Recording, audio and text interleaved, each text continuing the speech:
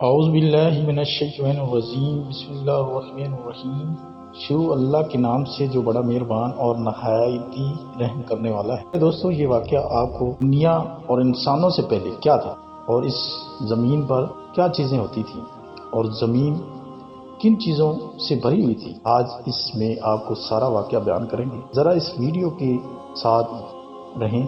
ارے دوستو، آپ سے بار بار ریکویسٹ کرتے ہیں کہ ویڈیو آپ کے لیے بناتے ہیں اور آپ تھوڑا کمپرومائز کیا کریں کہ ویڈیو کو سبسکرائب کیا کریں اور بیل آئیکن کو بھی دبا دیا کریں۔ پیارے دوستو، آج یہ ویڈیو بہت اچھی ہونے والی ہے، لہذا اس ویڈیو کے ساتھ اینڈ تک ضرور رہیں۔ پیارے دوستو، بہت پرانی بات، جب اس دنیا میں انسان نہیں تھے، زمین خاموش تھی اور ہر طرف قدرت کا راج تھا۔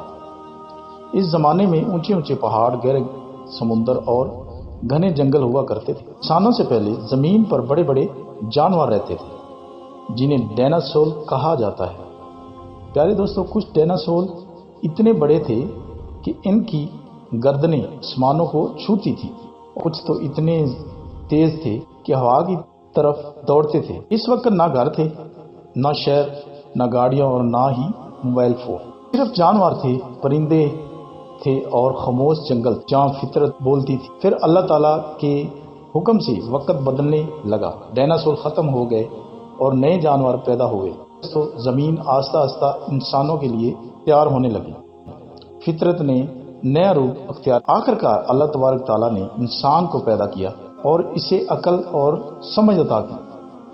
یوں یہ دنیا جانوروں کے زمانے سے انسانوں کے زمانے تک پہنچی۔ پیارے دوستو، یہ سب کچھ اللہ کی حکم اور حکمت سے ہوا اور آج ہم اس دنیا میں رہنے۔ قدیم انسان کہاں رہتے تھے اور کیا کرتے تھے؟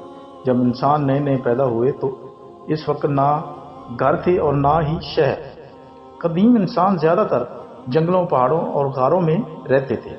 وہ خود کو جانوروں اور موسم کی سختی سے بچانے کے لیے غاروں کو اپنا ٹھکانہ بناتے تھے۔ میرے دوستو، قدیم انسان شکار کرتے تھے اور جنگل سے پھل، پتے اور جڑیں جمع کرتے تھے۔ وہ جانوروں کی کھالیں پہن کر اپنے جسم کو سردی اور گرمی سے بچاتے تھے۔ اس زمانے میں انسانوں کو بولنے کا پورا سلیقہ نہیں آتا تھا، وہ اشاروں اور سادہ آواز سے بات کرتے تھے۔